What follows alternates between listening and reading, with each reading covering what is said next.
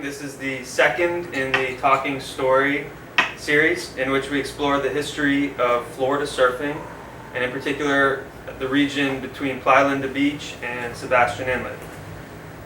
Special thanks to the Florida Surf Museum, the Brevard County Historical Commission, to Matt Bellina, who's the architect of these interviews, to Diana Grabowski for filming, and to Surfinista for hosting.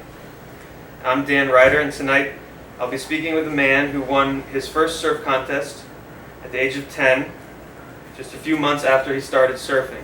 He went on to become the ESA North Carolina Central District Mini-Human Champion, and after his move down to Cocoa Beach, the Central Florida Mini-Human Champion.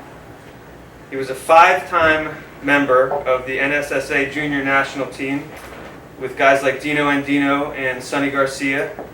In 1984, he surfed his way to a 3rd place finish in the World Junior Championships.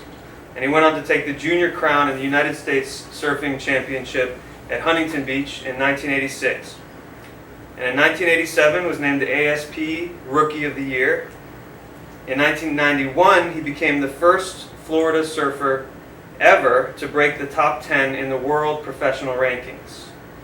In a pro career that spanned 15 years, he surfed the biggest stages in the world and consistently won heats against the best in the world. His reputation as a fierce competitor and his compact stature earned him the nicknames Mighty Mite and Giant Killer on the tour. He carved out a name as one of the most fearless chargers on the North Shore. He was made a Sports Illustrated Kids trading card. He is the stuff of Cocoa Beach legend, one of the undisputed kings of Florida surfing, and he reigned in the time between Crawford and Slater. Ladies and gentlemen, this is Mr. Todd Holland. Hey! Thanks so much, Todd. Todd, you moved to Cocoa Beach in 1981. Can you give me some of your first impressions of the town when you came? Yeah, I thought it was the city. Coming from a town where there was one stoplight and you drove an hour to get groceries about. It was a city. Everybody was surfing, and where I started, you pretty much knew everybody. In Emerald Isle, North Carolina. Yes. Yeah. You lived in a log cabin. Is that correct? Yeah, my parents built it. We were just over the bridge on the Sound, and they came in on semi-trucks and dropped them all off, and they built it room by room and slowly spread out through the house. When I think of your story, it's hard to avoid it sounding like tall tales. Born in or raised in a log cabin, and you took on some of the biggest in the world at the end of the day. It's amazing. When you came to Cocoa Beach, what were the other groms like? Did they welcome you, or was there like a local vibe?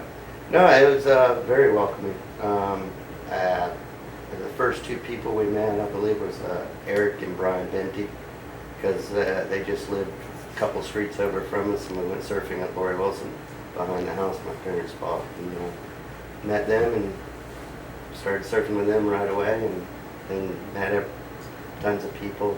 I'd met a few people from like the East Coast Championships and everything that lived down here, but everybody was very welcoming. And I'm sure when they saw you surf, they were more than welcoming at that point. The new kid comes in and just starts ripping like that. Well, we had a good crew back then at that age, so everybody was kind of pushing each other pretty hard. Who were some of the top guys, local guys at that time, like the older guys? The older guys would be like Charlie Kuhn, Matt Keckley, Claudie Codgen would actually build some on my boards back then and pick me up and take me surfing sometimes. So Kurt and Jim Wilson, they would pick me up and take me surfing. And you surf the inlet? Not a whole lot. Whenever I could get down there, I would surf it. But, mostly around, anywhere, Satellite Beach. I know like Crawford Crawford Beach. was like at the inlet at that time. Like Jeff Crawford won the Pipe Masters '74. Like he was already sort of like a Florida legend. Yeah. And in '81 he was just like owning the inlet, I guess. Yeah. So you came down once in a while and see him and. Yeah, I used to have a poster of him up on my wall from Pipe. What kind of boards were you riding at that time? Well, I started, when I moved to Florida, Claudia Codman started making me some boards. And then as I did Katrie at Shag Surf Shop to put together a Grom team. And I made that, so he was meeting with us once a week or once every other week and was coaching us and everything. Oh, wow. And so I rode a bit of his surfboards. And then as I progressed, I believe that team kind of dissolved. Everybody kind of did their own thing. And that it was Sean O'Hare, Sean Slater, Kelly Slater, me, I believe it was Randy Sanders, Troy Proper were the team. And was it thruster that you were riding at this time? Yeah, they were. Because all '81 you thrusters. told me was like when they started in with the thrusters, and it must have changed. Yeah. Sort of changed the way that people rode the face. It was right around there. I want to say it was the '82 Bells contest is when Simon Anderson won on a thruster, and it started getting really popular. And were you following the contest as a kid? Were you watching some of them or reading about them in the magazine? Not so much at that age. I was still a Grom and just surfing every day, trying to get better. And from there I moved on to Natural Art Surfboards and stuck with them until I was professional. When did you start with Natural Art? Do you remember? Year-wise, I'm not quite sure. But it was a couple years after you moved down to Cocoa Beach. Yes. And then was it Linden? Greg Linden was shaping your boards there? Gary Linden started shaping my boards about halfway through my first year on the circuit. And came out of, I had Almeric shape me a board, Rusty Priesendorfer shaped me a board, and Linden shaped me a board. And Gary was nice enough to say, yeah, I'll make you 2 or 3 boards. And I liked them a lot, and Gary and I got along really good. And had a real good relationship as surfer shaper, and it just progressed from there. And is that when you came up with the red and yellow color scheme?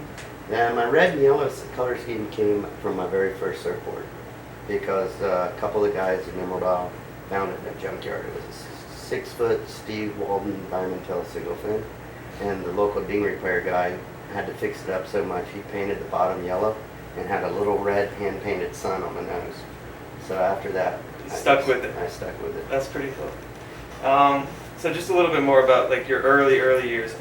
I know your mother, Carol, who I spoke with today, was a big influence in your upbringing, surfing-wise. Can you tell me a little bit about how she influenced you? Yeah. Mom's the ultimate surf mom.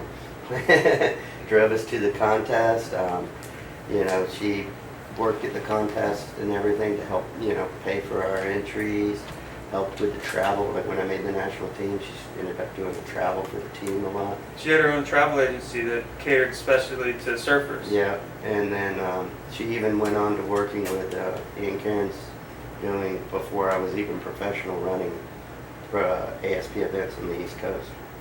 Ian Cairns was your coach on the national team. Yeah, when I made the NSSA national team when I was 12, and that was the ultimate goal for me, was to go out to California and qualify and make the team. So you were the youngest ever to make the team. Yeah, Jeff Booth and I made the team the same year. So in '82, you take your first trip to Hawaii with the national team. What was that like as like a Florida guy? Was it that Florida? 82, it was. Yeah, the pressure was on me. Florida surfers kind of were always considered, small wave surfers and in charge, especially being the youngest guy on the team. But we had a couple guys from Florida that made it. Jimbo Gaskin and Speedy Patrick and Crystal Rover were on the team. And yeah, they drug me out. They drug me out like 10-foot sunset. And then there was one day that, and Holly Eva, the coaches, actually said that me and the younger guys didn't have to paddle out. And they said, no, you're going. He drug me out there still. Man. When did you start thinking that you might go into surfing as a career, after high school? Were you thinking about that on the national team already? Pretty much, once I made the team, that was my ultimate goal, to stay focused, train, and make the world circuit. Let's talk about your breakout performance, which I think everyone agrees was 84, Huntington Beach. You were 4'10", 85 pounds, and you got third in the world at that point. What are your memories of that contest? It was pretty awesome. We had trials. You had to surf back then you had ESA, NSSA, WSA, TSA, and all their top competitors went to the U.S. team trials, and they had 3 events throughout California. And so yeah, I did well in those events and qualified, and it was my first time really getting to compete internationally against Australians and everywhere. The guys you had heard about and knew. Yeah. And I ended up third overall, but they had a grand final, which didn't affect your points for your final placing, and I got second in that to Damian Hartman. You say you picked up some things in that contest that you took back and used Scott Farnsworth's re-entry and Dave McCauley's whitewater riding. Do you remember? Yeah, Dave, I ended up surfing with Dave on the circuit. He was a little older than me, he was in men's, but yeah, the guy could ride anything. And if you watched him surf, he just never stopped turning. He had super fast and small waves and everything. That's one of the things that I really love about the way that you ride is rail to rail, real smooth flow, and a lot of power. So that's I see like some of the guys you got it from. So in 1985, you basically hit a national stage after the '84 finish, and you had you were having profiles in the national magazine, Surfer, Surfing Magazine. What was it like coming back to Cocoa Beach High at that point? After you were a famous surfer, now you're back in Cocoa Beach High. What was that like? I don't think it really fazed me a whole lot. I still surfed with my same friends, and back when I was a kid, we all hung out at Islander Hut, or sometimes we'd ride our bikes to the pier, but everybody treated me like a regular person, another kid. And the girls? Huh? Regular kid. A regular kid in surfing magazine. I think I was more focused on my surfing than anything. Okay, so it's 1987, and the North Shore. You're 18, and you decide this is your 5th trip, and you're old enough, and you're going to start really pushing the envelope. And I got a quote here. This is from another magazine. It says, "Peter Townend and Ian Cairns taught me this one. First thing you do when you get to the North Shore is take your biggest board, paddle out at sunset, and surf as hard as you can until you eat it really bad." Do you remember your first big Hawaiian wipeout? Yeah, I've had several. Yeah, Ian and PT, that's pretty much what they told me every year, is go out big sunset and just take off until you eat it in the pit, and then, you survive the worst. So, but I did a lot of physical training before I ever went, and because you have to build a reputation that if someone sees you pull back on a wave and they pull back to give it to you because you're on the inside, the next time they're dropping in on you. Mm-hmm. So, a lot of times you just got to go. And as I teach a lot of the kids nowadays, if you hesitate at the last minute, you've just increased your chances of wiping out. And you had a reputation, especially those first years on the North Shore, of just dropping in deeper than anyone else and just taking off on ridiculous waves. Injury report. You broke a finger at sunset. You went over the falls at Waimea. In the 88 Billabong Pros, 12 to 15 foot pipe, I think all the Hawaiians agreed that you took 2 of the worst wipeouts ever at pipe without getting hurt. How did you not get hurt? Probably by just going for it and staying calm. Yeah, I only my hadn't had a lot of experience at pipe. The year before was my first year really surfing it, and I surfed the international trials, or the local trials, international trials, and made it the main event. And this event was like we pulled up and it was just doubling up pipe, and so I made it through one round, and then I had Tom Carroll, which should have crushed me at pipe really. And fortunately enough, I went out there and I said the only way I'm going to beat him is just throw myself over the ledge and go for it. And I beat him because he got paddling interference because he didn't think I was going to go on a wave, and I went right. So, and it wasn't a day to go right. In some of that big surf, I saw a picture. It was an advertisement, and there's a bunch of guys holding their guns, and it's 9'4", and then there's you, and you got an 8-foot board. Is that what you were riding on the bigger days? No, actually, I was riding my first bad wipe. I was riding a 7.6, and I broke my board, and I had to swim in. I got another board, and it was a 7.9. And when I came off the bottom, I came up to set my rail in the barrel. I couldn't turn it the same. So I ended up going into a layback, and somewhere there's a picture of me with the lip going over. My feet are still on the board in a layback. So 87, that was the year you went pro. You were the rookie of the year. Did you ever get vibes in Hawaii, bad vibes? Was there fighting or anything like that? A lot of guys have stories about the mainlanders coming in and getting hassled. No, fortunately for me, guys like Charlie Kuhn had been over there, and Charlie really opened the doors a lot. He's a super nice guy, very respectful to people over there. And they'd say, "Hey, do you know him?" I'm like, "Yeah." And so that kind of opened the door in that, and they held. One year before, I think it was the year before I actually went there, they helped move the contest from Sunset to Waimea. And I guess all the wines go, "Hey, did you see Charlie that day?" Because I guess he almost beat Mark Fu in like a 25-foot Waimea. So he sort of opened the door for you to get into the scene and yeah, be okay with it. I was friends with Sonny from the tour. Sonny and I traveled part of the first year in the circuit and everything. But I mean, it's the same thing.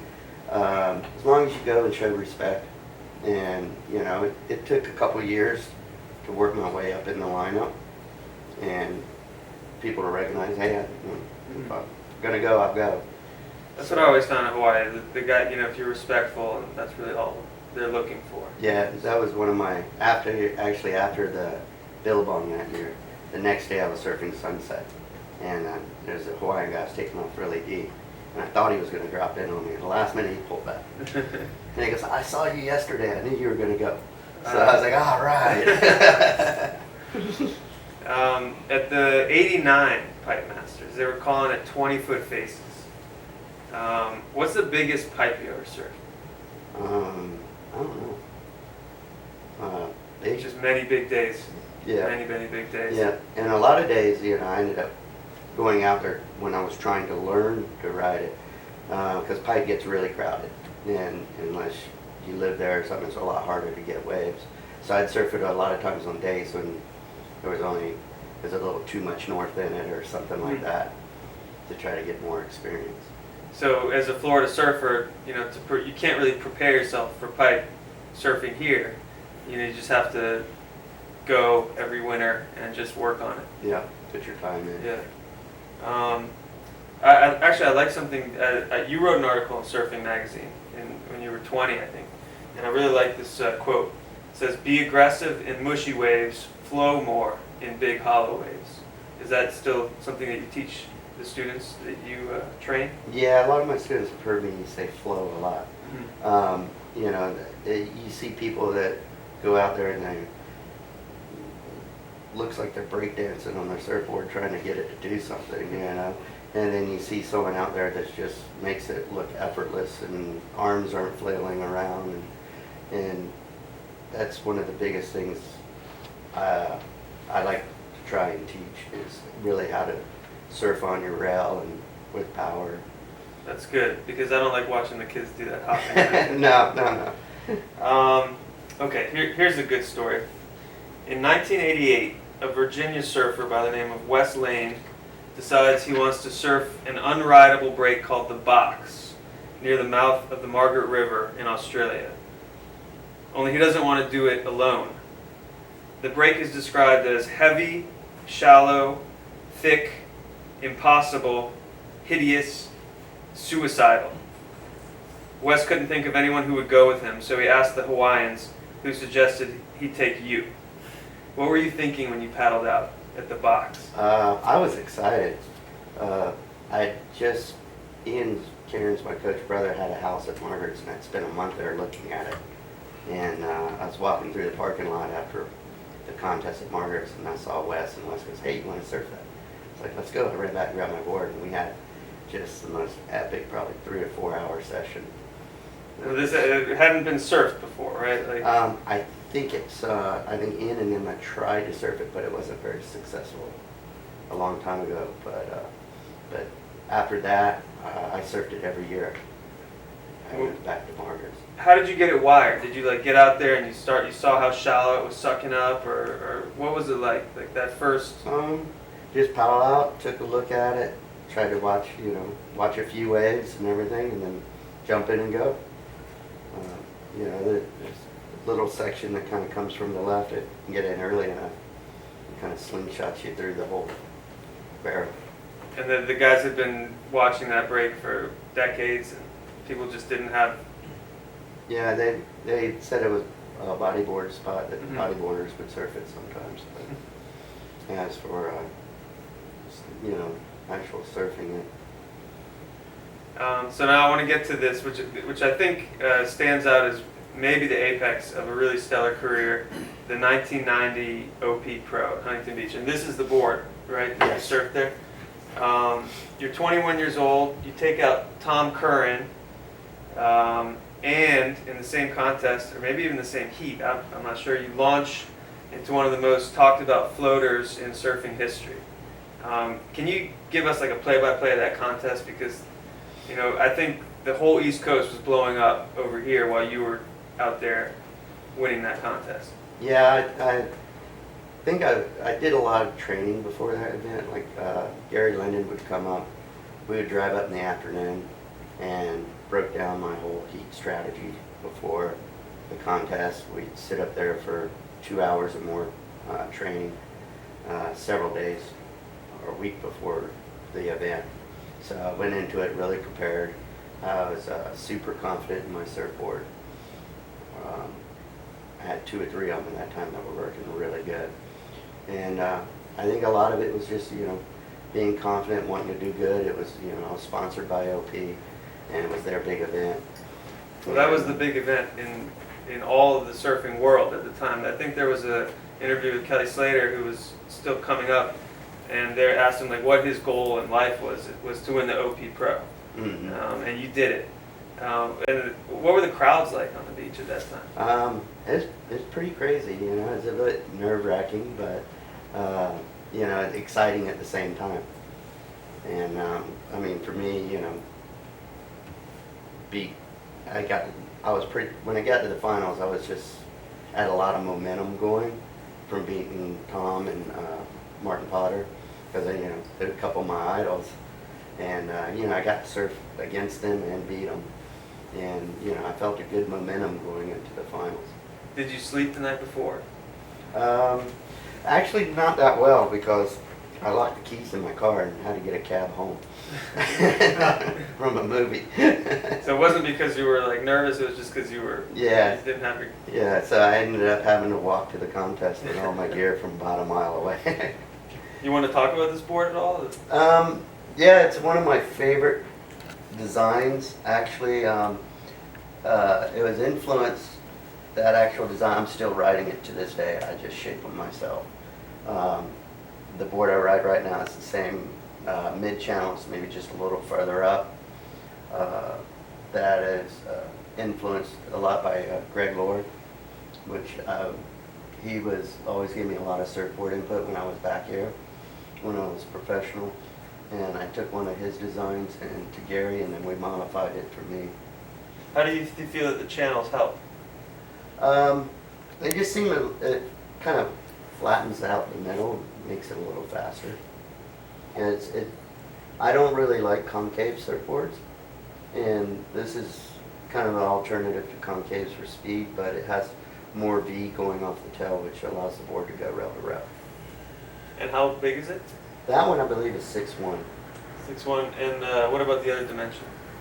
Probably 18 3/4. All right.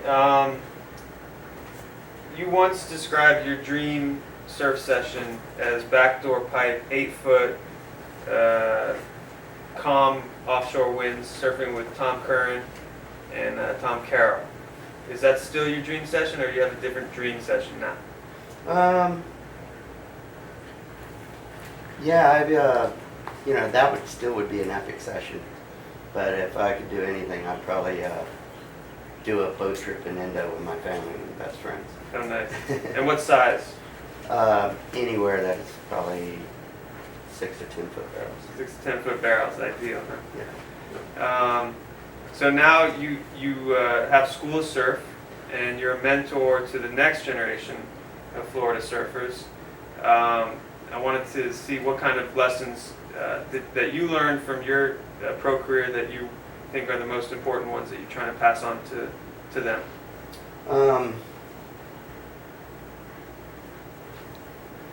Things, a lot of it is about trying to keep a positive attitude. If making a decision, if you're going to try to make a career of it, you got to put in 200%, not just 100. You got to be committed, live, breathe, and eat your surfing. Training is very important, because especially for guys from here that, you go to Hawaii. You've never been held down by a 10-foot wave. You want to be able to know you're physically capable to handle those conditions. And, give it your 100%, but, all else fails, have a backup plan to go back to college. Mm-hmm. That's good advice. Actually, really good advice. Another quote here. In '91, when you were 8th in the world, Ann Slater was coming up. The Surfing Mag did an article called "Why Are the Cocoa Beach Guys So Good?" And your quote in that was, "You have to want it more in Florida. You have to work harder than Californians or Hawaiians. That's why I've done so well, because I had to." So I think that pretty much talks to your determination. Well, that was probably one of the reasons I kind of threw myself over the ledge in Hawaii, because, as I was just mentioning, when I went professional, I graduated high school and started the circuit 3 days later. And I had a 3-year contract. And if I didn't make the top 30 in those 3 years, I was going to go back to college. So it was 3 years, make it or break it. And fortunately, I wasn't able to keep on going. And that is true, though, because Florida surfers, we don't always have the perfect point breaks. We don't always, actually, I don't know, we hardly have any point breaks. Anyway, and when we do get big waves, it's very rare. So, but on the other hand, surfing the small waves and learning to be able to generate speed out of nothing, and helps you to be a lot faster. So when you get into perfect bigger waves, it's a lot easier. All you're doing is drawing out your turns more. It's easy to make faster sections. And then when you get the same people that are used to that all the time in small waves, those guys are spoiled out there. Yeah, then you got a little bit of advantage on them. I want to put it out and see if anyone has any questions for Todd. Yeah, I only ever been to Puerto Escondido one time. I think the biggest day I got up to 8 feet, but it was a good wave. I'd love to catch it firing one day, but it's definitely looks like a serious wave, and I had a lot of fun. Actually, I took that board and rode it there for fun. This board, I don't know if you can see it, it's super narrow, like all the way through, and it's tapering like all the way to here. Who shaped this one? Gary Linden. That was my favorite board to ride free surfing at Off the Wall. One year I called Gary, and because I'm a fanatic I love riding single fence. Like even after my first year on circuit, came home and had to make 2 single fins and went for a week and rode them. That one, I had him make it, but he wouldn't bring it to the North Shore until after I was done with the contest because he didn't figure out to ride it too much. I have a question. What's your most memorable surf here in Florida? That's memorable. Probably best waves I've ever surfed with. Probably one of the days with Hurricane Sandy. I was pretty lucky. Kelly was in town, and him and Keck were heading south before I could get out of town, and they found this break, and it was just epic stand-up barrels. I couldn't believe it was Florida. And then my other favorite, some of my favorite sessions are when it's been 1 foot behind the house and just perfect little lefts and out there with the family. There's another story. I don't know if you if you want to talk about, but that I read that there was a time in Brazil that you had to shave your beard off to escape the country. You want to talk about that? Not too much, but there's a lot of politics that came into play with that and everything. It was a contest that I think you had taken out one of the local guys, and they weren't happy with the results. Yeah, there's an interference call that went on me, so I was sitting on him to try and do the same back, and I mean it happens in professional surfing, especially back then, But it happens in soccer there too, I hear. Yeah. Actually, Robbie Bain and I just had gotten into it that spring in Australia. I mean, he did it to me, and. But there it was just different, I guess, with the crowd and everything. Yeah. Unfortunately, it kind of hurt me in the end with not being able to go back. Yeah. Really, or feeling comfortable to go back. Right. But the beard grew back and everything. Oh yeah, beard grew back. Kept on surfing. Any more questions? We got one of the premier surf schools here in Cocoa Beach, really on the East Coast. Can you tell us a little bit about how that got started and what you were thinking and where you think it's going to go? My wife and I have School of Surf. Right after we got married, we both were teaching and surfing, and we just thought of ways that we could possibly improve it, not be having people come in with a family atmosphere, and really be able to give them not only just a surfing lesson, like for everybody that comes in. We have people that have never seen the beach until we walk across the street. So by the time we walk them over to the beach, they got a bit of ocean safety, surfing safety, an idea how they're going to do it once we get in the water before we ever hit the beach. So, that way, afterwards they can go to a lifeguarded area. The next day they go down, they don't go trying to paddle out in 6-foot shore pound as their second surf. And it's worked really good. It's worked into our coaching program. So we have kids we coach 6, 10, 14 hours a month, a whole little surf team, and it's for kids that are trying to do it as a sport and get better. Some of them are trying to compete. So we got some that made the U.S. team last year. So we have several students we're real proud of, and like today it was really cool. We do Cocoa Beach Board Riders Club with Scooter from the skate park. So every other Wednesday the kids can get dropped off for free, and we try to get some of the older guys from town to come surf with them so the kids can meet the older guys, and when they paddle out not be like, oh no, that's a grumpy old guy over there. Stay away from him now. They know each other, and they can surf together. Plus, we'll give them pointers for free, and then Scooter lets them come skate for free at the skate park. So. Well, Todd, I really appreciate you coming and sharing with us. You really are a great role model for kids coming up, and also just for people on the East Coast in general surfing. You paved the way, and we really appreciate you coming and talking to us today. Cool. All right.